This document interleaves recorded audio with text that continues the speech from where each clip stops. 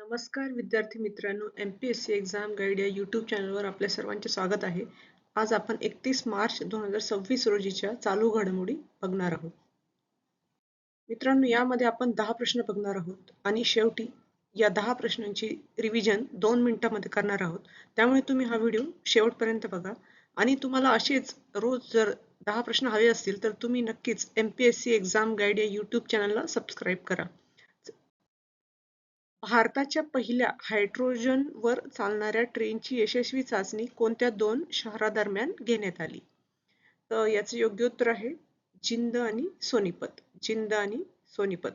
तर या हायड्रोजन ट्रेनची चाचणी हरियाणातील जिंद आणि सोनीपत दरम्यान करण्यात आली. ही ट्रेन चेन्नई येथील इंटिग्रल कोच फॅक्टरीने विकसित केली आहे. तर चाचणी दरम्यान ट्रेनने 70 किलोमीटर प्रति तास वेगाने 20 किलोमीटरचे अंतर कापले.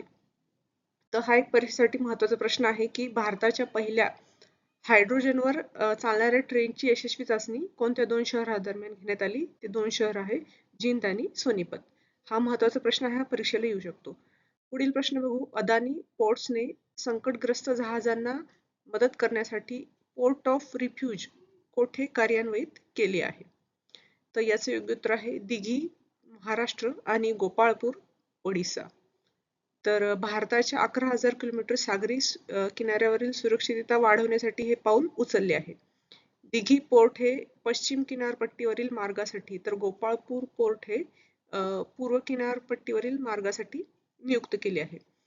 तर येथे आग विझवणे, प्रदूषण रोखणे आणि जहाजांची दुरुस्ती यासारख्या आपत्कालीन सेवा दिल्या जातात.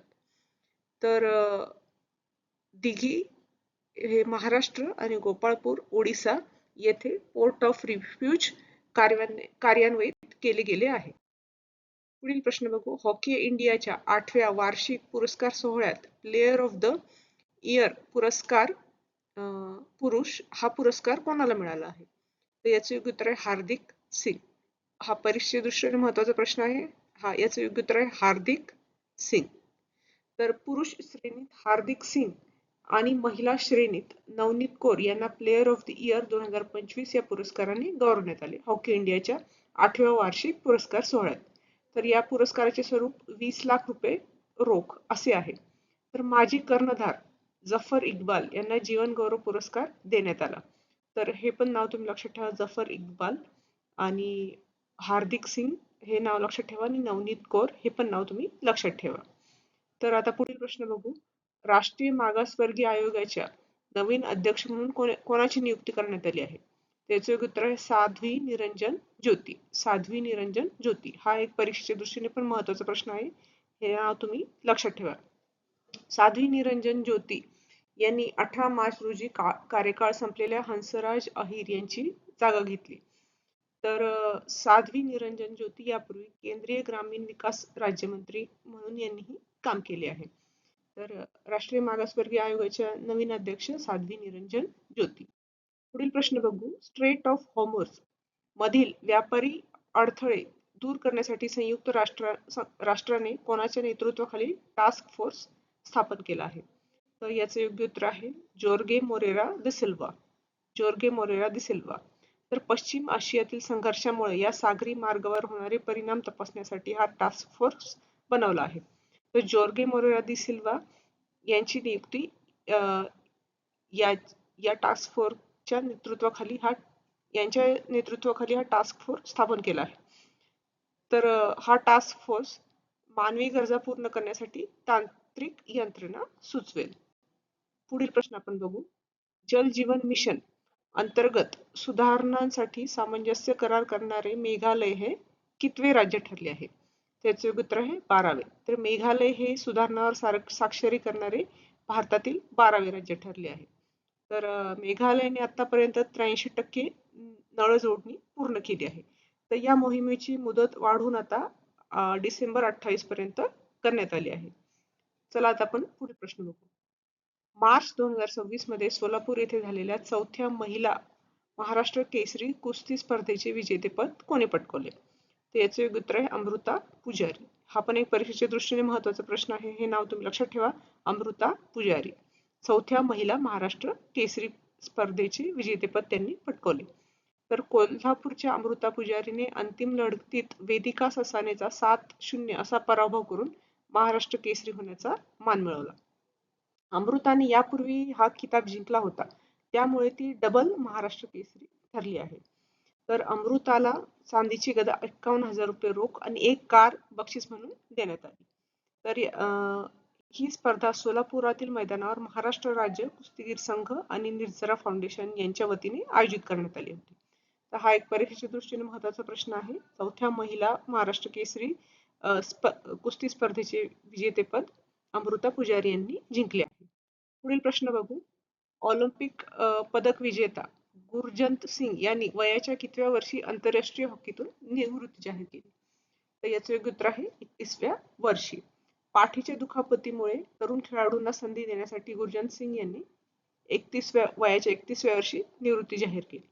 त्याने 2020 टोकियो, 2024 पॅरिस ऑलिम्पिकमध्ये भारतासाठी कांस्य पदक जिंकण्यात महत्त्वाची भूमिका बजावली होती. त्याला 2021 मध्ये अर्जुन पुरस्कार देऊनही सन्मानित करण्यात आले होते.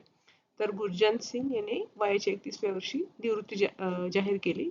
हे नाव तुम्ही लक्षात ठेवा. त्यांनी 2020 टोकियो आणि 2024 पॅरिस ऑलिम्पिक मध्ये भारतासाठी कांस्य पदक मिळवण्यासाठी महत्त्वाची भूमिका बजावली होती आणि 2021 मध्ये त्याला अर्जुन पुरस्कार मिळाला. ही इन्फॉर्मेशन पण तुम्ही लक्षात ठेवा. पुढील प्रश्न बघू. दिल्लीला मीडिया आणि एंटरटेनमेंट हब म्हणून विकसित करण्यासाठी दिल्ली सरकारने कोणत्या संस्थेबरोबर करार केला आहे? त्याचे योग्य उत्तर आहे प्रसार भारती. प्रसार भारती. तर दिल्ली पर्यटन आणि विकास महामंडळ आणि प्रसार भारती यांच्यात हा करार झाला. या अंतर्गत अत्याधुनिक स्टुडिओ, चित्रपट निर्मिती, गेमिंग सुविधा एकाच ठिकाणी उपलब्ध केले जातील. यामुळे दिल्ली हे माध्यम क्षेत्रातील एक महत्त्वाचे आणि मोठे केंद्र बनेल. तर याचे योग्य उत्तर आहे प्रसार भारती. पुढील प्रश्न बघू. जागतिक पियानो दिन 2026 कोणत्या दिवशी साजरा करण्यात आला? त्याचे योग्य उत्तर आहे 29 मार्च. 29 मार्च. तर पियानोला 88 कीज असतात, म्हणून वर्षाच्या 88व्या दिवशी हा दिन साजरा केला जातो. तर 2026 मध्ये 29 मार्च रोजी हा दिन साजरा करण्यात आला. तर 2015 मध्ये पियानो वादक निल्स फ्रॅम यांनी या दिवसाची सुरुवात केली. तर 2026 मध्ये पियानो दिन 29 मार्च रोजी साजरा करण्यात आला. तर मित्रांनो, आता आपण जे प्रश्न बघितले 10 त्याची शॉर्ट मध्ये आपण रिव्हिजन करू. तर कोल्हापूरच्या अमृता पुजारीने सोलापूरमध्ये वेदिका ससानेचा पराभव करून महाराष्ट्र केसरी हा पुरस्कार याचे जेतेपद पटकावले. तर हार्दिक सिंग आणि नवनीत कौर यांना प्रत्येकी 20 लाख रुपयाचा प्लेयर ऑफ द इयर हा पुरस्कार मिळाला हॉकी इंडिया पुरस्कारामध्ये 2025च्या. तर ऑलिम्पिक पदक विजेत्या गुरजंत सिंग यांनी वयाच्या 31व्या वर्षी हॉकीमधून निवृत्ती जाहीर केली. तर हरियाणातील जिंद आणि सोनीपत दरम्यान 70 किलोमीटर प्रति तास वेगाने चालणारी भारतातील पहिली हायड्रोजन ट्रेनची यशस्वी चाचणी पार पडली. तर अदानी पोर्ट्सने संकटात सापडलेल्या जहाजांच्या मदतीसाठी दिघी महाराष्ट्र आणि गोपाळपूर ओडिसा येथे पोर्ट ऑफ रिफ्यूज ही सुविधा सुरू केली आहे. तर मेघालय हे जल जीवन मिशन 2.0 सुधारणांसाठी सामंजस्य करणारे भारतातील 12वे राज्य ठरले आहे आणि तेथे 83% नळ जोडणी पूर्ण झाली आहे. तर राष्ट्रीय मागासवर्गीय आयोगाचे अध्यक्ष म्हणून साध्वी निरंजन ज्योती याची निवड करण्यात आली आहे. तर UN task force straight of Hormuz साठी जोर्गे मोरेरा दी सिल्वा यांची नियुक्ती करण्यात आली आहे आणि राष्ट्रीय मागासवर्गीय आयोगाचे सदस्य म्हणून किरण उमेश महाल्ले यांची नियुक्ती करण्यात आली आहे. तर मित्रांनो, हे होते आजचे प्रश्न. तुम्हाला हा व्हिडिओ आवडला असेल त्या व्हिडिओला नक्की लाईक करा, आपल्या मित्रांबरोबर शेअर करा आणि MPSC एक्झाम गाईड या YouTube चॅनलला नक्की सबस्क्राईब करा. धन्यवाद.